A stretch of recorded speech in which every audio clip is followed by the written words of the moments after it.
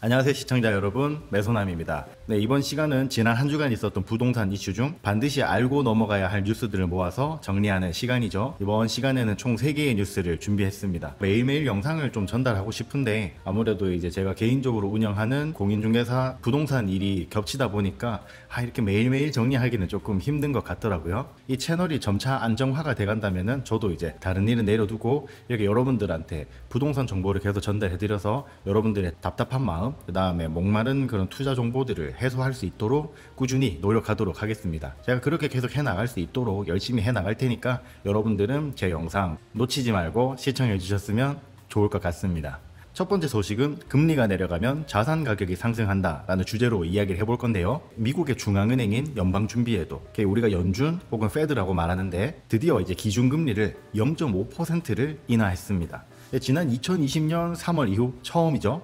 연준의 금리 인하로 미국의 기준금리가 기존 5.5%에서 5.0%가 되었습니다. 이로써 한미 금리 차가 1.5%포인트로 좁혀졌죠. 해당 뉴스가 시사하는 바가 무엇인지, 한국 경제 그리고 나에게 직접적으로 어떤 영향이 있을지 이 부분이 가장 궁금할 것 같은데요. 빅컷이 무엇인지, 한국 부동산에 어떤 영향을 끼칠지 매소남과 함께 알아보도록 하겠습니다. 이제 연합뉴스 신호경 기자, 한지훈 기자, 민선희 기자님의 뉴스를 종합한 기사인데요. 내용이 많잖아요. 그리고 복잡하기 때문에 여러분들이 어렵고, 그래서 제가 이제 이 시리즈를 진행하는 거죠. 그래서 먼저 기사 요약부터 한번 해보겠습니다. 미 연방준비은행이 빅컷을 단행했다라는 게 가장 요지인데요. 2020년 3월, 그러니까 우리가 코로나가 처음 시작한, 외국에서는 이제 코로나 시기를 전부 다 팬데믹이라고 규정하고 있기 때문에 저희 영상에서도 코로나 시기는 항상 팬데믹이다 이렇게 정의를 할 겁니다. 사실상 4년 만에 미국 통화 정책이 긴축, 그러니까 쪼이는 긴축에서 이제 돈을 풀기 시작하는 완화로 돌아섰다고 보시면 될 것 같습니다. 여기서 알 수 있는 건 금리를 내렸다라는 건 돈을 푼다 이렇게 이해하시면 좋은데요. 이게 일반적으로는 0.25%씩 되게 단계별로 인하를 시키는데, 이번에는 과감하게 두 단계인 0.5%를 인하했다라는 거죠. 그래서 빅컷이라는 단어를 사용하는 거고요. 연준 의장인 파월은 인플레이션, 화폐가 팽창하는 이런 상방 위험은 줄어들었지만 실업률의 상방 위험이 커졌기 때문에 빅컷을 단행했다고 전했는데요. 이날 미국의 모든 증시가 하락했죠. 이후로는 다시 조금 반등을 했으니까 주식에 대해서는 이제 또 다른 주식 뉴스를 참고하셔야 될 것 같습니다. 어쨌든 이번 미국의 빅컷으로 인해서 우리 한국은행의 금리 인하 압박도 조금은 더 더해질 것 같습니다. 한국은행 같은 경우에는 이제 기준금리의 인하 시기를 그리고 속도를 금융안정과 성장 흐름을 보고 결정하겠다고 전했는데요. 한국 같은 경우에는 지금 현재 부동산 가격 상승과 그에 따른 가계대출로 금리 상승에서 인하 규조로 바뀌는 피벗이 쉽지 않아 보인다고 기사를 요약할 수 있을 것 같습니다. 네, 여러분, 이런 기사들을 보면 상당수의 사람들이 되게 자극적인 기사를 통해서 감정이 먼저 움직이는 경우를 많이 볼 수 있거든요. 정말 댓글들 보면은 정말 감정이 막 묻어나고 진짜 어디에서 사람을 썼나 싶을 정도로 이제 과격한 경우가 많습니다. 그런데 여러분, 적어도 이 매소남 구독자라면 그러면 안 되겠죠. 이 냉정한 투자자라면 뉴스 기사를 접할 때 기자의 논조에 주목하지 말고 그 뉴스가 시사하는 바가 무엇인지 그 행간을 읽을 수 있어야 합니다. 문자 그대로에 노출되는 것에 자극을 받는 게 아니고, 이 사람이 이 기사가 진짜로 말하는 게 뭔지 그 속을 살펴볼 수 있는 거, 그것을 잘하는 게 이제 제대로 경제를 읽을 수 있는 사람이다 라고 볼 수 있겠죠. 자, 본론으로 한번 들어가 보도록 하겠습니다. 미국 기준금리 인하는 투자자에게 심리적 안정감을 제공하는데요. 한국은 세계사 교육보다 국사 교육을 먼저 받기 때문에 우리의 이런 사고 체계 자체가 되게 국수적이고 조금은 좀 폐쇄적이라고 볼 수 있습니다.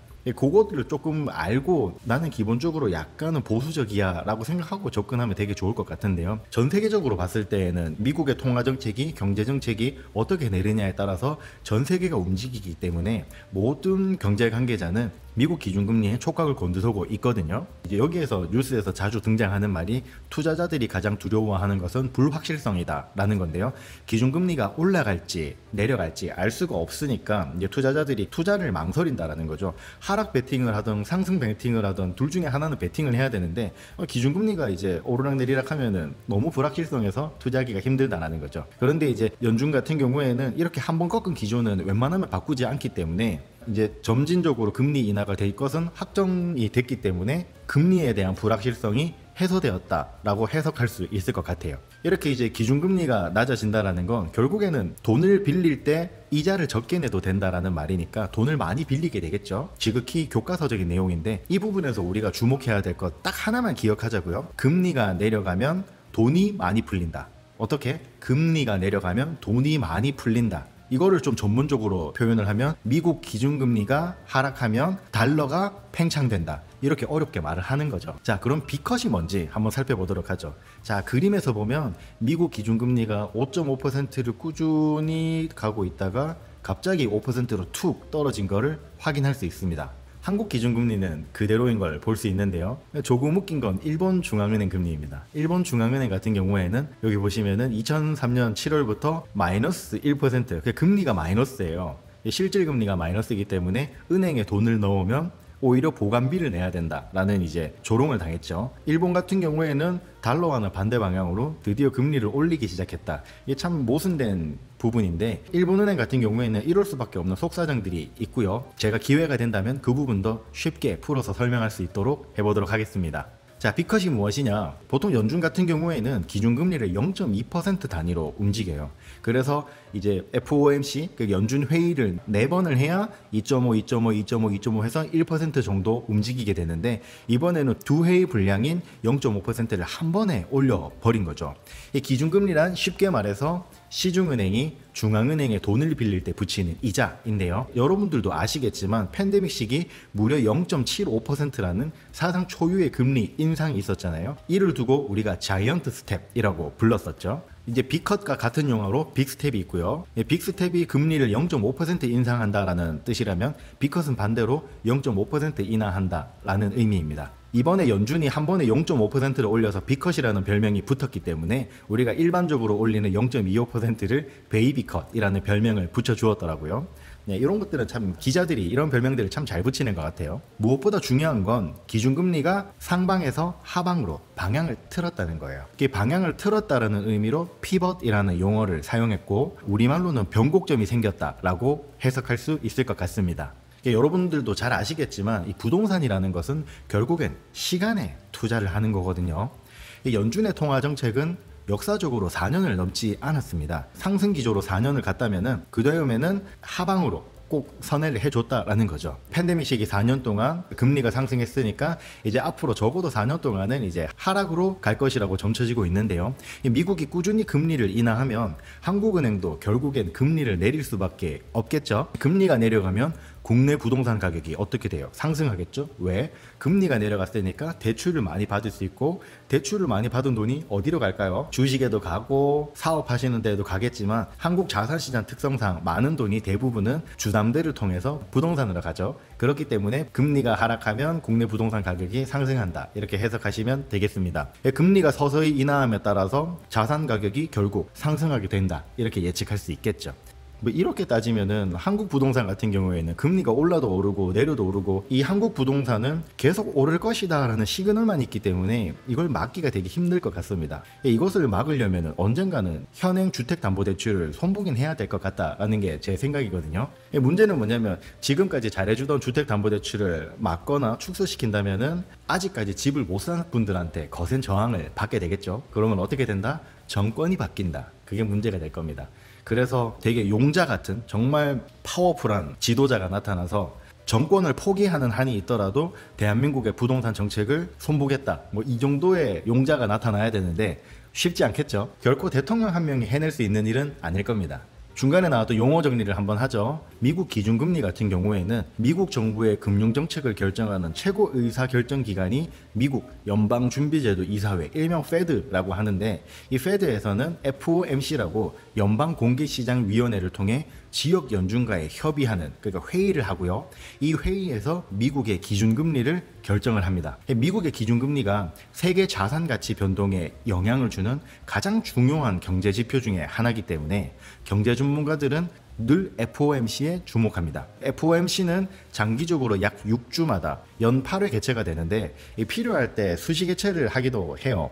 FOMC가 최종 개최일 당일 성명을 통해서 기준금리를 공표합니다. 연준 기준금리는 향후 미국 연방정부의 금융정책을 예상할 수 있는 단서가 된다. 이렇게 아시면 될 것 같습니다. 이 부분을 통해서 여러분 FOMC와 페드 연방준비제도 이사회를 반드시 외워 두셔야 돼요. 연방준비제도 이사회가 페드다. 이 페드가 개최하는 회의를 FOMC라고 한다. 페드가 FOMC를 열어서 미국의 기준금리를 결정한다. 그리고 마지막으로 이 기준금리에 따라서 시중 대출금리가 결정된다. 이게 가장 중요한 거죠. 우리한테 직접적으로 와닿는 건 기준금리에 따라서 우리가 받을 수 있는, 사업자가 받을 수 있는, 부동산을 구매할 때 일으킬 수 있는 담보대출의 금리가 바뀐다. 이게 가장 중요한 겁니다. 이 기사는 여기까지고요. 이 기사를 통해서 우리가 어떤 인사이트를 얻을 수 있는지 한번 깊숙이 한번 들어가 보도록 하겠습니다. 미국이 이번에 B컷을 단행하면서 미국의 기준금리가 5%가 되었죠. 한국 기준금리는 아직까지는 동결이기 때문에 3.5%인데요. 이걸 통해서 1.5%의 차이로 좁혀졌습니다. 하지만 1.5%라면은 미국 연준 기준으로는 아직까지 6번의 회의를 버텨낼 수 있는 금리 차이거든요. 굉장히 여유가 있다는 뜻이죠. 미국의 과도한 금리 인상에도 불구하고 한국은행은 미국을 따라가지 않았잖아요. 그렇기 때문에 한국의 투자자들이 달러를 가지고 미국으로 많이 떠나기도 했고요. 다행히 지금까지 잘 버텨냈기 때문에 한국은행으로서는 정말 좋은 선택을 했다고 볼 수 있습니다. 심지어 주택담보대출을 필두로 한 불안정한 국내 가계대출로 인해서 한국의 금융위기 폭탄을 아직까지는 버텨낼 수 있는 힘이 있는 그런 시간도 벌게 되었죠. 문제는 뭐냐? 이번 8월 말에 시중 5대 은행의 대출 규제에도 불구하고 이 부동산 대출, 즉 가계대출이 줄어들 기미가 보이지 않는다라는 사실입니다. 시한폭탄과 같은 국내 부동산 대출을 해결하기 위해선 결국엔 정부와 국회, 한국은행이 힘을 합쳐야 할 것으로 보이는데요. 과연 어떤 정부가 이 칼날을 붙잡을 수 있겠냐 이거죠. 정녕 한국의 부동산 문제를 해결할 수 없는 건가요? 참 안타까운데요. 최근에 저는 이런 해결책을 제시하기보다는 좀 문제 제기를 좀 많이 하고 있거든요. 여기 왜냐하면 이게 말이 쉽지 뭐 댓글 다는 건 아무것도 아니지만 막상 이 부동산 문제 해결해야 될 문제가 산더미처럼 쌓여 있거든요. 우리가 이제 풍선 효과라고 하잖아요. 풍선에 이쪽이 부풀어 올라서 내가 막으면은 이쪽이 부풀어 오르고 이 양쪽을 막으면은 아래 위로 부풀어 오르고 뭐 구멍 뚫린 둑처럼 막으면 여기가 뚫리고 여기가 뚫리는 것처럼 계속 이제 문제가 발생한다는 거죠. 절대로 완벽하게 해결되지가 않고 어딘가를 해결하면 반드시 다른 부분에서 문제가 생기는데 여러분 뭐 개인이면 해결할 수 있을 것 같지만 막상 사실 솔직히 지금 뭐 저 같은 사람이 가치가 있어봐야 뭐 얼마나 있겠어요. 저 같은 사람이 내가 나서서 해결해볼게 절대 해결이 안 된다라는 거죠. 이게 하물며 이제 그런 국회의원, 대통령 이런 각계 인사들이 모두 모여서 논의를 한다고 해도 자신의 위치도 보존해야 되기 때문에 쉽지 않은 일이에요. 대통령이 하겠다고 해도 이제 정당에서 반대를 할 거고요. 한쪽 정당에서 찬성을 한다고 해도 반대쪽 당에서 또 반대를 할 겁니다. 만약에 이 두 당이 힘을 합쳤다고 해도 국민 차원에서 반대할 수도 있는 거고요. 이렇기 때문에 이 부동산 정책을 해결하는 게 정말 힘든 것 같습니다. 그에 반해서 이번 기사에서도 알 수 있듯이 미국의 통화 정책이 바뀌면 그거에 따라서 한국 부동산 시장이 막 들쭉날쭉하니까 한국의 정치인보다 미국의 통화 정책이 어떻게 보면 더 파워가 있다는 사실을 우리가 알 수 있습니다. 중요한 건 이런 기사 하나하나에 일희일비하지 말고 저와 함께 이렇게 건전한 공부를 하면서 이 댓글을 통해서 또 건전한 토론 이어나가면 좋겠다. 저는 그렇게 생각합니다. 뭐 제가 말하는 거는 절대 정답이 아니잖아요. 저 같은 경우에는 저보다 조금 더 모르시는 진짜 완전 부동산 초보이신 여러분들을 위해서 제가 이 콘텐츠를 준비하고 있는 거거든요. 그래서 어려운 부동산 뉴스를 최대한 쉽게 해석을 해주고 여러분들이 이 뉴스를 들음으로써 FOMC가 뭔지 패드가 뭔지, 미국 기준금리가 인하되면은 한국에 어떤 영향을 끼치는지 요 정도 알 수 있는 것. 이제 그 정도면은 이 영상이 가지고 있는 힘은 모두 발휘한 것 같습니다. 자, 이런 식으로 계속 제 영상이 진행될 거니까 여러분 계속 저와 함께 가면 좋겠습니다. 오늘은 여기까지입니다. 여기까지 영상 시청하신 분들 모두 정말 모두 부자 되시길 바랍니다.